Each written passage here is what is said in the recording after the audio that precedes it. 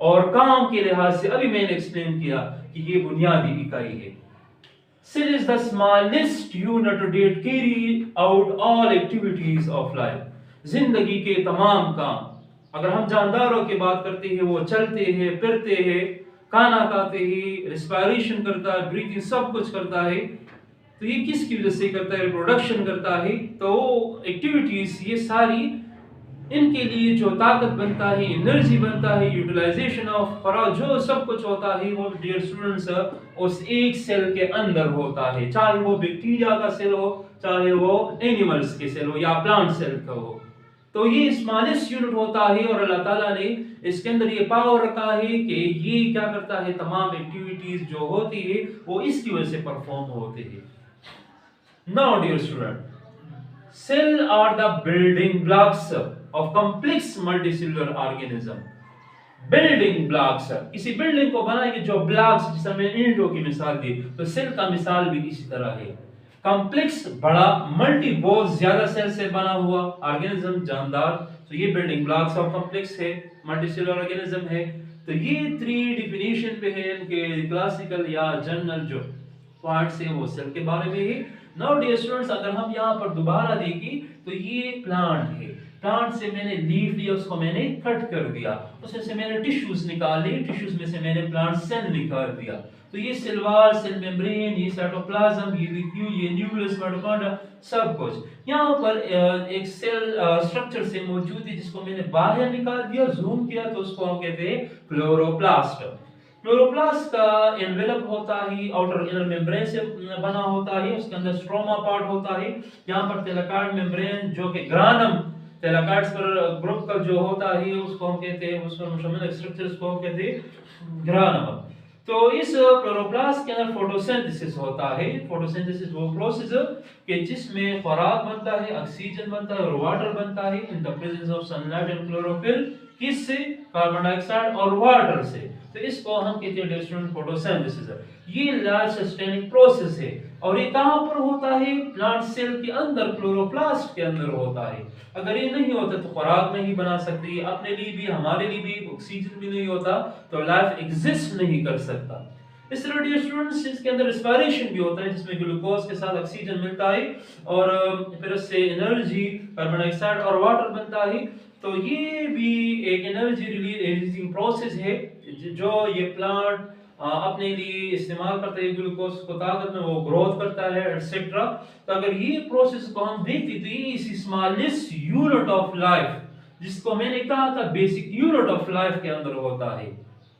तो अगर सेल नहीं होगा तो ये सारे काम नहीं हो सकते थे। नाउ डियर स्टूडेंट, अगर एनिमल्स की मैं बात करता हूं, ये ह्यूमन है, होमो सेपियन, तो इसका जो स्केलेटन है, ये हमारा सारा स्केलेटन अगर हम देखते हैं अंदर की तरफ जो सपोर्ट हमें मिलता है तो वो बोन्स, कार्टिलेज और बोन। तो अगर हम बोन की बात करते हैं डियर स्टूडेंट्स, तो उसमें स्टेम सेल होते हैं, वो स्टेम सेल से व्हाइट ब्लड सेल और रेड ब्लड सेल, प्लेटलेट वगैरह बनते हैं। इस तरह बोन के अपने और सेल्स होते हैं, जिस तरह ऑस्टियोसाइट, ऑस्टियोब्लास्ट, ऑस्टियोक्लास्ट के अपने फंक्शंस होते हैं।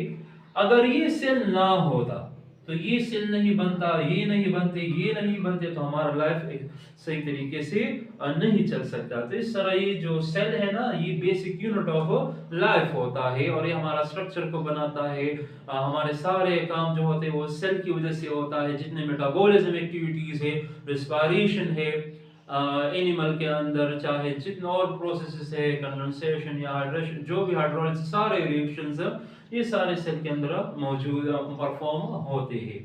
सो डियर स्टूडेंट्स, ये अल्लाह ताला का एक इनाम सा है तमाम इंसानों पर कि स्मॉलेस्ट यूनिट ऑफ लाइफ जो सेल है वो छोटा सा होता है, माइक्रोन, बहुत सारा स्मॉल साइज में होता है, लेकिन इतने सारे एक्टिविटीज वो परफॉर्म करता है। Now dear student, modern cell theory की तरफ आते हैं।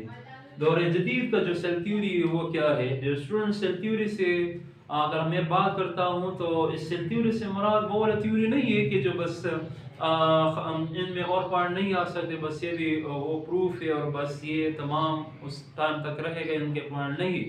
ये सेल थ्योरी से मुराद ये कि इसमें और भी पॉइंट्स आ सकते हैं अगर सेल के मुताबिक वो यूनिवर्सली सही हो। सही है डियर स्टूडेंट्स? सो हिस्ट्री क्या है मॉडर्न सेल थ्योरी का? तो 1665 and 1665 में रॉबर्ट हुक ने कॉर्क लिया, dead outer layer of the tree, outer covering होता है उसने वो ले लिया, और उसने माइक्रोस्कोप बनाया था, क्रूड माइक्रोस्कोप, एक सिंपल माइक्रोस्कोप इजाद किया था, तो उसका मैग्निफिकेशन चेक कर रहा था।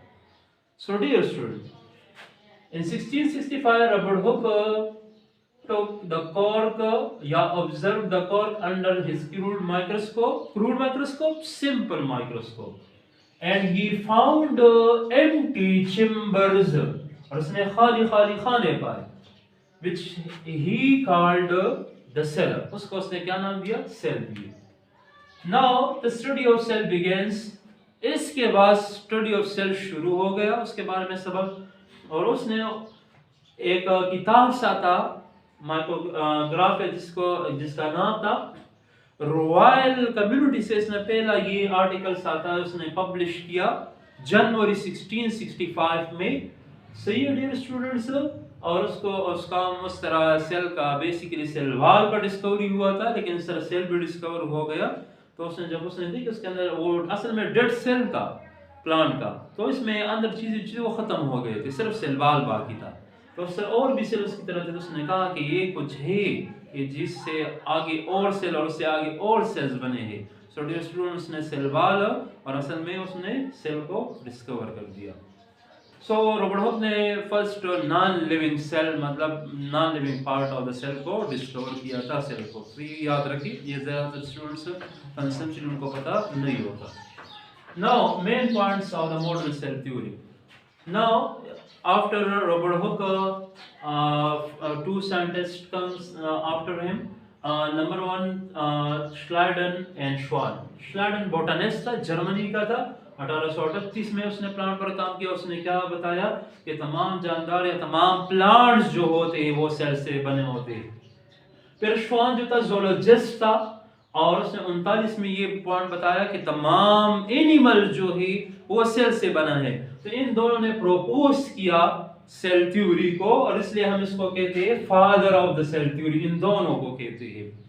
फिर डियर स्टूडेंट्स, इनका पहला पॉइंट शामिल हो गया, और वो ये था all living organisms are composed of one और मोर सेल।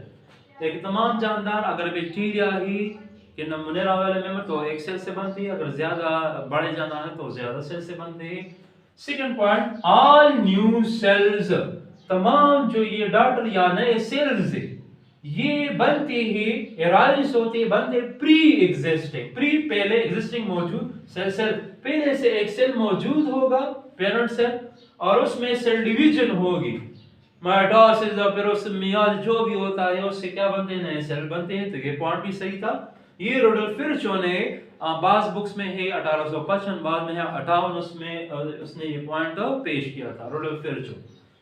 नाउ जर्मनी में उसने ये किया था सेलुला ई सेलुला के cell arise from pre existing cell, class 9 में ये पॉइंट है।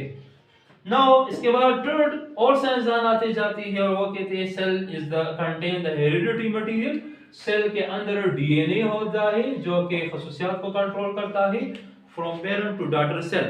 मतलब ये है कि ये पेरेंट सेल है, इसमें बालों का कलर ग्रीन है, तो जब डॉटर ये खसूसियात डीएनए कंट्रोल करता है, तो ये खसूसियात जब डॉटर सेल में चले जाते हैं तो ये डीएनए की वजह से होता है।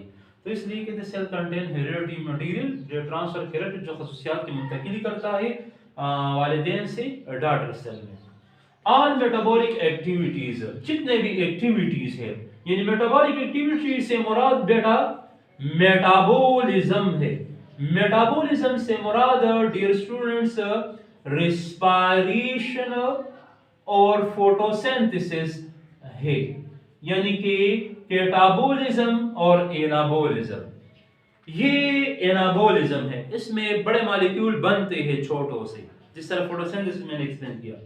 रिस्पायरेशन में बड़े मॉलिक्यूल से छोटे बनते हैं, एनर्जी रिलीज होता है। तो ये सारे एक्टिविटीज अभी हमने यहाँ पर पढ़ा कि ये इस सेल के अंदर परफॉर्म होती है।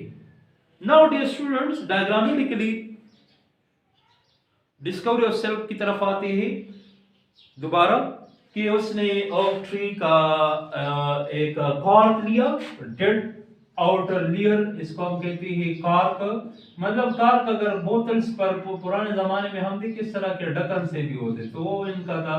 इसने इस तरह का एक आउटर डेड कवरिंग लिया और उसने उससे छोटा सा टुकड़ा हटा दिया और उसने माइक्रोस्कोप की जो यहाँ पर जो स्लाइड मतलब होती है, उसने जो स्टेज बनाया था उस पर रख दिया। और फिर डियर स्टूडेंट्स, उसने जब उसको ऑब्जर्व किया तो उसको इस तरह के छोटे छोटे खाने नजर आए, एक दूसरे की तरह थे। तो कहते सेल कुछ है कि जिससे अगर ये है तो इससे ये बना है, इससे ये इस तरह बनेगी। और ये सब में उसने देख लिया तो उसने कहा कि ये चैम्बर जो है इसको उन्होंने नाम दिया सेल, और इस तरह सेल वॉल और सेल की डिस्कवरी हो गई। So this is all about the cell and modern cell theory.